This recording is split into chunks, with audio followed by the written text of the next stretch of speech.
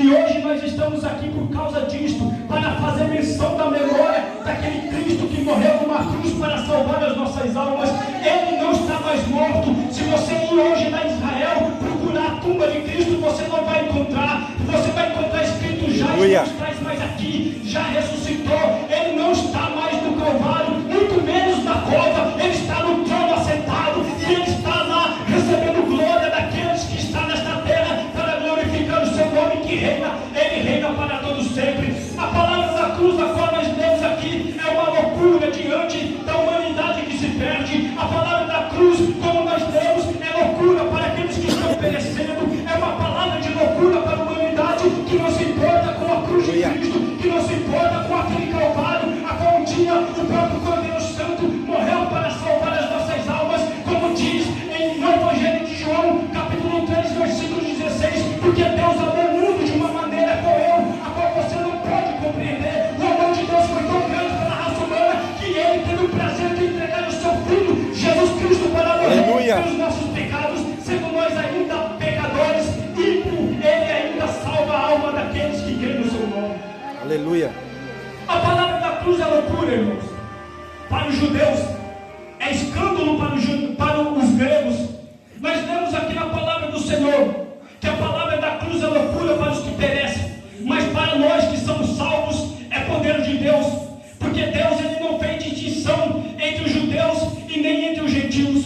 Jesus ele veio para salvar um povo na face desta terra, e é o povo judeu. Sendo judeus, sendo o povo escolhido por Deus, o Senhor deveria e teria que salvar somente aquele povo, mas os judeus rejeitaram. Eles deixaram Jesus de lado e se apegaram a um ímpio chamado Barrabás. Eles escolheram o ímpio chamado Barrabás em vez de escolher o próprio Messias, aquele Cristo que desceu dos céus para salvar as nossas almas. Eles deixaram Jesus de lado e pegaram o ímpio, um pecador, um homicida no lugar do mestre. Eles se esqueceram que a palavra da cruz é loucura para aqueles que estão perecendo, mas para nós que é um povo salvo, nós temos ainda a condição e também temos a promessa de alcançar a herança prometida que ele fez para o seu povo. Aleluia. Os judeus não compreenderam, mas aquele que tem o Espírito de Deus consegue compreender as coisas celestiais.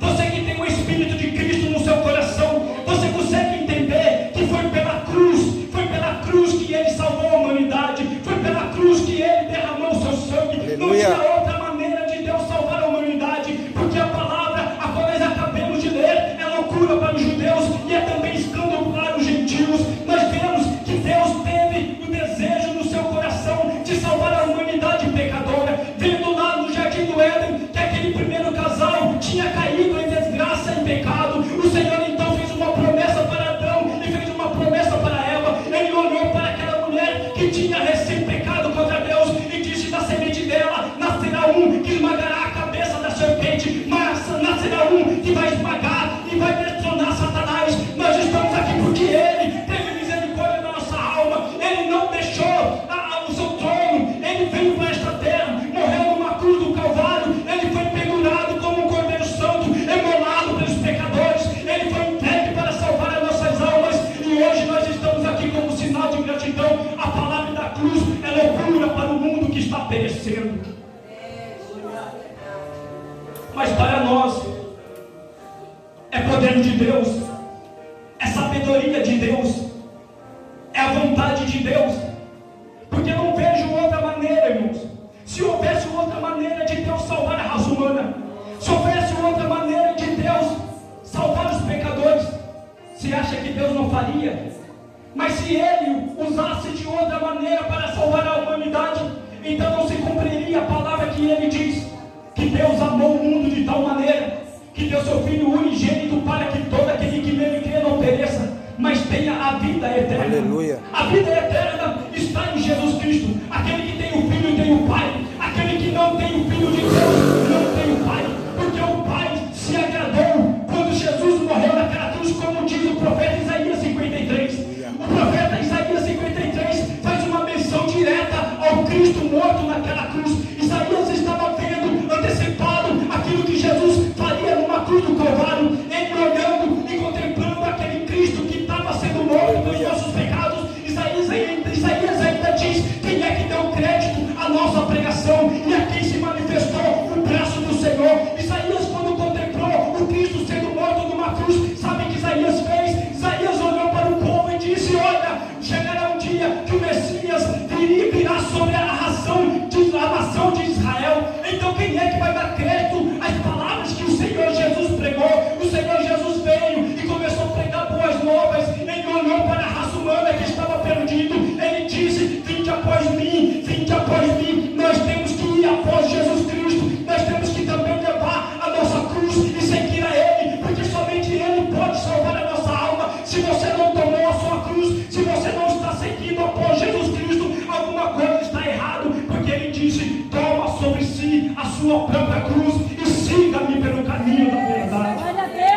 Aleluia.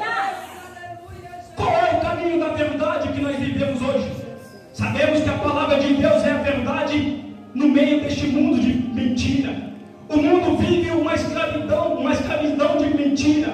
O mundo vive de uma maneira tão terrível diante de Deus, mas aprove Deus salvar os pecadores através da loucura da pregação. É uma loucura pregar que Jesus, sendo Filho de Deus, poderia morrer numa cruz. É uma loucura se você chegar diante de um judeu dizendo o Messias tinha que morrer, como o profeta Isaías pregou, mas o judeu, ele não vai acreditar, ele vai chamar você de um blasfêmio, ele vai até apedrejar você, porque ele não pode acreditar em um Messias que poderia morrer, porque o Filho de Deus, na verdade, não poderia morrer, porque ele é o Filho de Deus, porque a minha Bíblia fala que o salário do pecado é a morte, mas o dom gratuito de Deus é a vida eterna. Como que Jesus, sendo Filho de Deus, sendo santo, poderia morrer? Aleluia. Ele morreu por causa do pecado que ele praticou, porque na verdade nele não há pecado, nem na sua boca sem encontrar engano. Então o salário do pecado era para mim, era para você, mas Deus teve misericórdia da nossa alma e entregou o seu próprio Filho como um cordeiro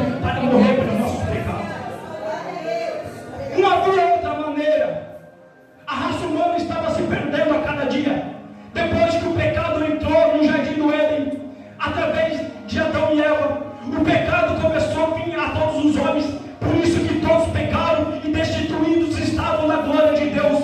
Somente assim Deus poderia salvar a humanidade através de um cordeiro. Quando Adão e Eva pecou, sabe o que aconteceu? Eles se esconderam da presença do Senhor. Eles se esconderam no meio das matas, entre as árvores, e eles fizeram para eles uma roupa de folhas de árvore. Sabe o que Deus fez? Deus viu que aquela roupa que eles estavam não era uma roupa adequada. Então sabe o que Deus fez? Deus foi lá, matou uma ovelha e fez para eles vestes perfeitas, porque nós sabemos que aquele cordeiro que foi morto, nós sabemos que é o próprio Cristo, nós sabemos que é uma simbologia do próprio Cristo, que iria morrer um dia pelos nossos pecados. O Senhor estava crucificando, estava matando o cordeiro para trazer salvação para Adão e Eva. Basta nós se arrependermos dos nossos pecados.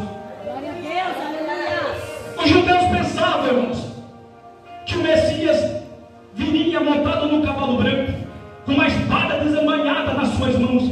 Ele pensava que o Messias viria de uma maneira como eles mesmos queriam. Os judeus pensavam que o Messias ele viria para lutar e batalhar contra Roma. Mal pensavam eles que o Messias viria para morrer pelos pecadores. Os judeus pensavam que Jesus, se ele era verdadeiramente o Messias, sabe o que Jesus deveria fazer na visão dos judeus?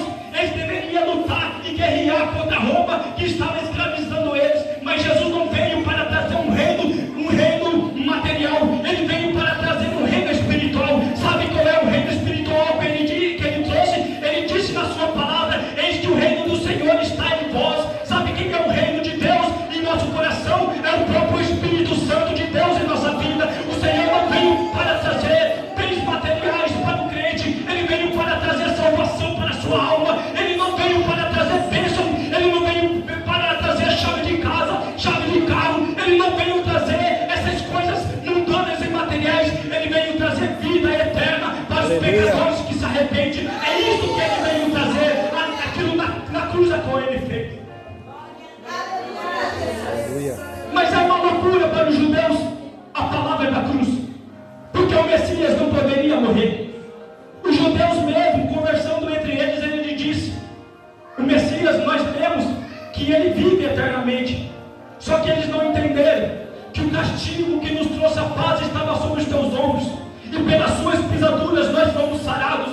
Nós fomos comprados por um alto bom preço. Nós fomos comprados pelo sangue do unigênito Filho de Deus. Não é pelo sangue de animal, não é por coisas material, não é por coisas terrenas, coisas que aqui mesmo perecerão. Nós fomos comprados pelo sangue do Cordeiro. Foi pelo sangue de Jesus Cristo que nós estamos aqui, e é por isso que nós temos que render a Ele toda a glória. O sangue foi derramado na cruz, mas antes do sangue ter sido derramado na cruz, veio lá Jesus, o Messias, profetizado pelo profeta Isaías. Jesus nasceu de uma virgem, cresceu puro, se manifestou em glória. Jesus não tinha pecado, mas como a palavra fala, que Ele fez esse pecado por nós, para que nós venhamos ser feitos justiça de Deus. Ou seja, Ele tomou todos os nossos pecados na cruz. Aquela cruz que era para mim, era para você, Ele tomou sobre si. E os nossos pecados foram depositados diante do Senhor. Nele os nossos pecados foram perdoados. Por isso que quando Jesus estava naquela cruz, pendurado pelos nossos pecados, Ele olhou para os céus e viu Deus de costa. Ele viu Deus de costa e Ele libera uma palavra. Ele disse: Elohim, Elohim, lama sabachthani, que significa Deus meu, por que me desamparastes? Foi nesta hora que o pecado da humanidade estava recaindo sobre Cristo, porque Deus virou as costas para Ele, porque o pecado da humanidade, o meu e o seu pecado, estava sendo depositado no corpo de Cristo, porque Ele levou naquele madeiro todos os nossos pecados e todas as nossas enfermidades, como diz o profeta. Glória a Deus, aleluia. É um culto de ceia, irmãos. Estava eu pensando em casa o que poderia pregar, qual seria a mensagem que eu poderia trazer, mas eu cheguei aqui e eu vi Santa Ceia do Senhor. É um tempo memorável.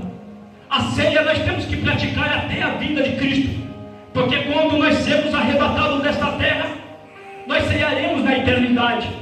Eu gosto muito de falar sobre a vinda de Cristo, mas o Senhor colocou no meu coração esta palavra: a cruz é loucura para os que estão perecendo, porém é sabedoria para nós que somos crentes, porque aqueles que rejeitam a salvação de Deus, eles se tornam um homem tolo. Tolo é aquele que rejeita a palavra, tolo é aquele que rejeita a salvação, tolo é o mundo que está aí fora, que pensa que depois que morrer tudo acaba. Na verdade, nem tudo vai acabar para aqueles que morreram sem a salvação. Na verdade, há uma outra vida depois desta. Para aqueles que estão salvos, há uma eternidade com Deus. Para aqueles que estão perdidos, há um desprezo eterno. Mas nós somos sábios com Deus, porque a sabedoria habita no nosso coração, que aceitamos a palavra da salvação que Ele pregou para os nossos corações. Então a sabedoria está conosco, e a sabedoria vem do próprio Espírito que Deus nos deu, porque há uma sabedoria mundana nesta terra, há uma sabedoria de loucos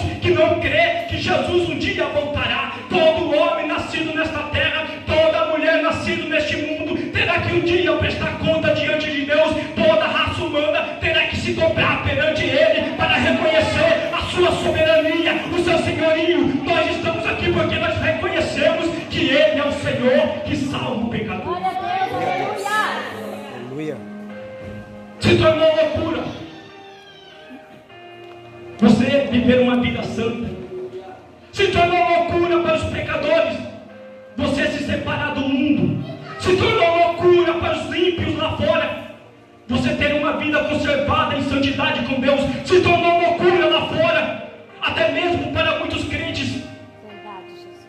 Se você vive uma vida diferente, se você vive uma vida conservada em santidade, muitos não entendem, irmãos, não compreendem ou não querem compreender, porque a minha Bíblia é clara. Quando a Bíblia fala, segue a paz com todos e a santificação, sem a qual ninguém poderá ver o Senhor. Então a Bíblia fala que nós temos que viver em santidade, e com a santidade haverá salvação para cada alma que deseja um dia se encontrar com Cristo.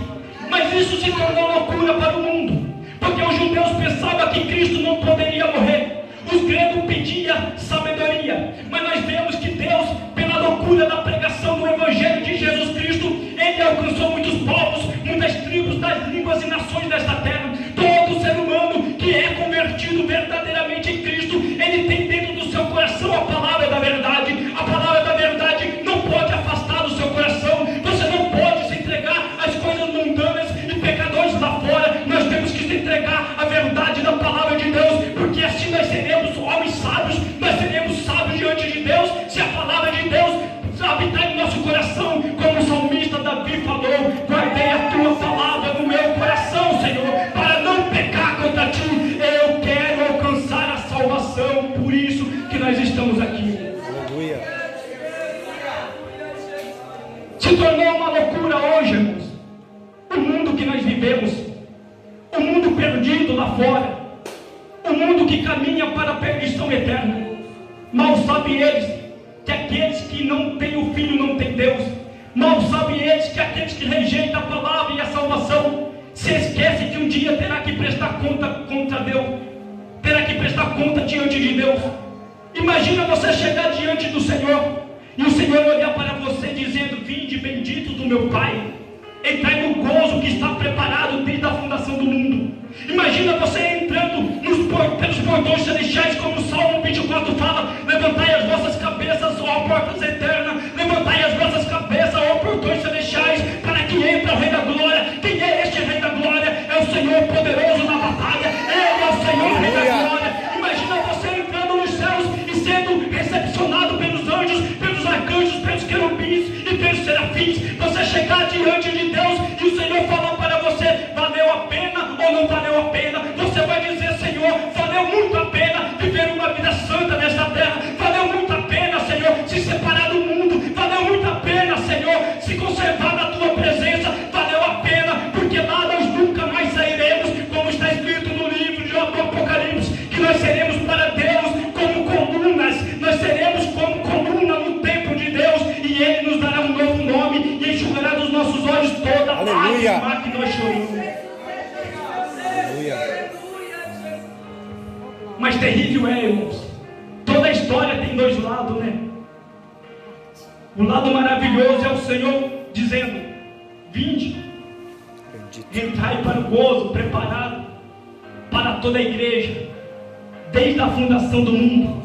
Ou seja, antes mesmo de Deus formar esse céu e esta terra que nós vivemos, antes mesmo de Adão e Eva ter pecado contra Deus, antes mesmo de Jesus ter morrido numa cruz, Deus já tinha um reino preparado para o seu povo, e Ele sabe quem é que vai entrar, e Ele sabe quem é que não vai entrar. Imagina nós chegarmos diante do Senhor, em vez de nós ouvir boas palavras, Ele vai dizer de uma maneira que nós não queremos ouvir. Ele vai dizer: apartai-vos de mim, malditos, porque eu não vos conheço. Isto sim que é terrível ouvir do próprio Deus falando para nós, mas hoje nós temos uma grande oportunidade. Essa oportunidade não pode passar da nossa vida, a oportunidade de pedir perdão a Deus e se converter dos seus maus caminhos, apagar os pecados que nós praticamos, porque Ele é fiel e justo para perdoar os nossos pecados e nos purificar de toda injustiça da nossa carne. Aleluia. Mas se tornou loucura. O pecado se tornou algo normal no nosso meio. É tão fácil pecar hoje, irmãos. Não precisa você nem sair de casa. Se tornou algo tão fácil. O crente se tornou, a maioria, um crente religioso. O que é um crente religioso, irmãos? Um crente religioso é aquele crente que se esforça para não pecar, porém ele não teme a Deus, não tem o temor de Deus em seu coração. O que é temer a Deus? Temer a Deus é respeito, é você olhar para o seu pai, sendo o seu pai mais velho do que você, logicamente, e o seu pai te esbofetear, e em vez de você levantar a sua mão e brigar com seu pai, você baixa a cabeça e diz: pai, eu errei. Temer a Deus não é você estar diante do Senhor enquanto o pecado está ali do lado ali, em vez de você se aproximar de Deus, você vai para o lado que é errado. Isso não é temer a Deus. Temer a Deus é dizer: hoje não vou pecar, amanhã não vou pecar, vou conservar a minha vida em santidade diante do Senhor. Isso é temer a Deus. Temer a Deus é você ter uma vida consagrada diante do Senhor, para que quando o arrebatamento acontecer, você não venha ficar nesta terra e não perder a grande oportunidade de estar com o Senhor nos céus. Isto é temer a Deus. Temer a Deus é você estar diante do Senhor e a palavra do Senhor está dentro do seu coração. Temer a Deus é aquele que nasce de novo e se conserva na presença do Senhor. Temer a Deus não é viver de qualquer maneira nesta rua, não é viver de qualquer maneira neste mundo. Temer a Deus é você estar aqui dentro em santidade, estar lá fora conservado em santidade, é você estar em qualquer lugar nesta terra, mas a presença do Senhor está no seu coração. Isto é temer a Deus. Temer a Deus é você saber que a qualquer momento, quando o pecado vir bater na porta, você não abre a porta para o pecado entrar, porque você sabe que fazer isso vai entristecer o Espírito Santo que o Senhor nos deu como selo divino para a redenção da nossa alma. Aleluia. Temer a Deus, irmãos, se tornou loucura também. mundo. O mundo não compreende. O mundo não sabe de nada que nós sabemos. O mundo pensa que morreu, acabou, esquecendo de que está escrito na palavra de Deus. Houve um homem que ajuntou muito nesta terra. Ele disse no seu coração: o que eu farei? Destruirei esse celeiro e farei um maior ainda. E ajuntarei muitos para muitos anos. E direi à minha alma, descansa e folga, porque já tem muito. Então Deus olha para aquele homem e chama ele de louco. Não chama ele de sábio, chama ele de louco, dizendo: louco, hoje te pedirão a tua alma. E que tens, para quem vai ficar? Deus não chamou ele de sábio, porque ele destruiu um celeiro e fez um maior ainda. Deus chamou ele de louco. Sabe quem é que Deus vai chamar de sábio? A igreja de Deus, a igreja do Senhor. A igreja do Senhor está alicerçada na palavra. E aquele que está alicerçado na palavra se torna uma pessoa sábia, porque ele não tem a sabedoria do mundo. Por mais que nós sabemos que a palavra de Deus diz que a sabedoria do mundo é loucura diante de Deus, mas aquele que tem a palavra de Deus em seu coração tem a sabedoria de Deus, a sabedoria divina. A Bíblia fala: aquele que tem falta de sabedoria, ore a Deus e peça a Deus, porque Ele dá deliberadamente sabedoria para aqueles que querem, para aqueles que desejam ter uma vida sábia. Tem que buscar do Senhor essa sabedoria, porque o mundo está aí fora. Muitas religiões se levantam, muitas coisas erradas acontecem. Hoje tem religião para todo tipo de pessoa.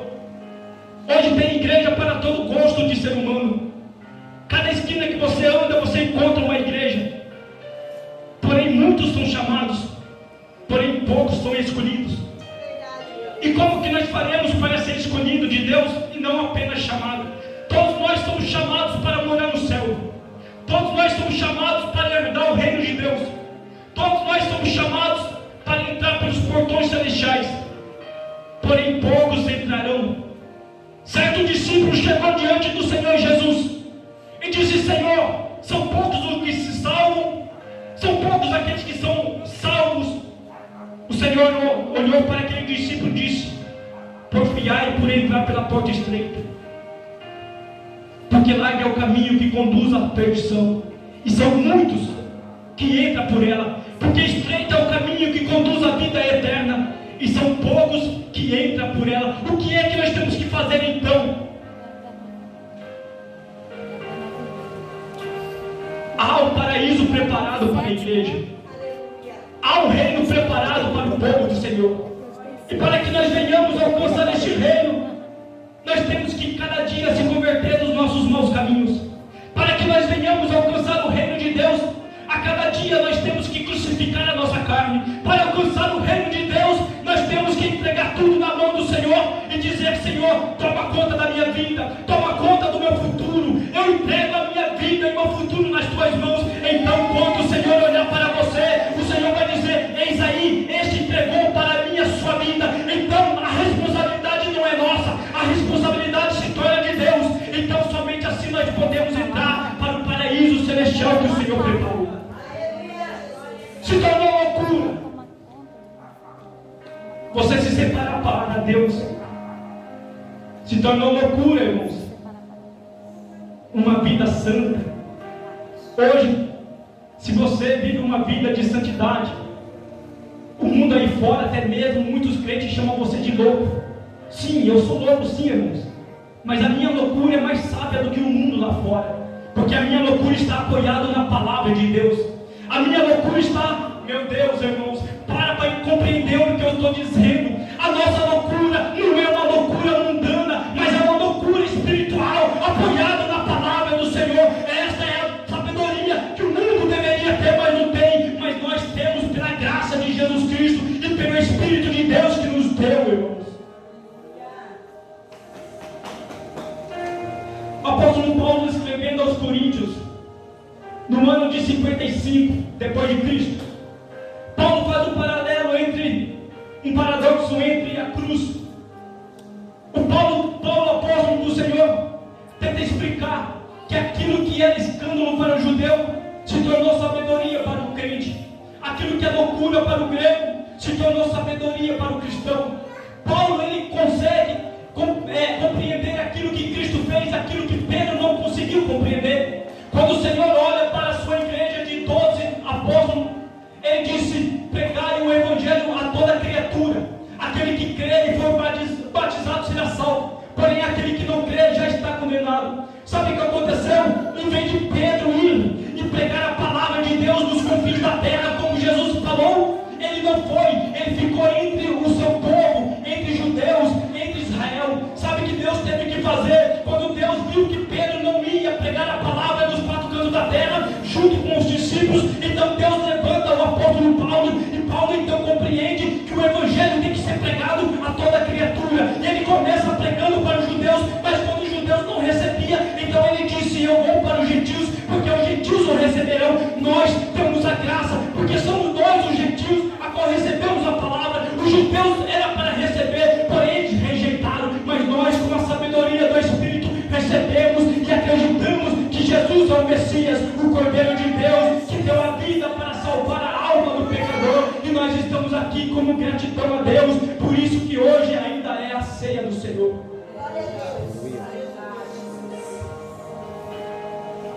Se tornou loucura, irmãos, se você pregar a palavra do jeito que ela está escrito, não ocultar a verdade, porque há um falso evangelho sendo pregado em muitas igrejas por aí. Qual é o falso evangelho que é pregado em muitas igrejas por aí? É o evangelho light, é o evangelho que oculta a vontade de Deus, é o evangelho que não tem cruz, um evangelho que não tem renúncia, é o evangelho de qualquer maneira, é o evangelho de uma nova religião que fizeram por aí no meio dos crentes, um evangelho de nada a ver, não tem nada a ver isso, não tem nada a ver aquilo. Isso se tornou uma religião no meio dos crentes, porque o que era pecado antes continua sendo pecado hoje e vai ser para sempre. Deus não muda para satisfazer a vontade do homem, é o homem que tem que mudar para satisfazer a vontade de Deus, porque o reino não pertence a nós, pertence a Ele. Então nós temos que sujeitar a Deus para que nós venhamos entrar no paraíso celestial. Glória a Deus, aleluia. Aleluia, glória a Deus. Aleluia, Grande Deus. Compreende, irmãos? Deus tem um reino preparado para a sua igreja, mas para que nós venhamos entrar lá, temos que negar a si mesmo, tomar a sua cruz, crucificar os nossos desejos carnais, tomar a nossa cruz sobre os nossos ombros e seguir após Cristo. Porque todo aquele que quiser salvar a sua vida, perdê-la. E todo aquele que perder a sua vida por amor a Cristo e a sua palavra, esse salva-la. O que significa isto? Perder a vida, às vezes, não é você morrer nesta terra, ou seja, a sua carne morrer, ou você entrar num país islâmico e pregar a palavra e morrer lá. Às vezes não é isso, não é você entregar a sua vida, ao seu corpo para a morte, ou o que é que nós conseguimos entender? Aquele que perde a sua vida, ou seja, ele perde as paixões da carne para viver uma vida santa, ele perde o desejo de pecar para viver uma vida com Deus. É isto que é perder a sua vida e salvar-la, porque muitas vezes nós pregamos por aí, mas ninguém vai matar nós. Muitas vezes você prega nos quatro cantos desta terra, mas ninguém vai levantar a espada para cortar a sua cabeça. Então como que vai cumprir essa palavra na nossa vida? Aquele que tem amor por aquilo que é da sua carne, aquele que ama aquilo que é da sua carne, esse perdeu a sua vida com Deus. Mas aquele que rejeita a sua carne e os prazeres da carne, este salvou a sua vida por amor a Cristo. Nós temos que fazer isso.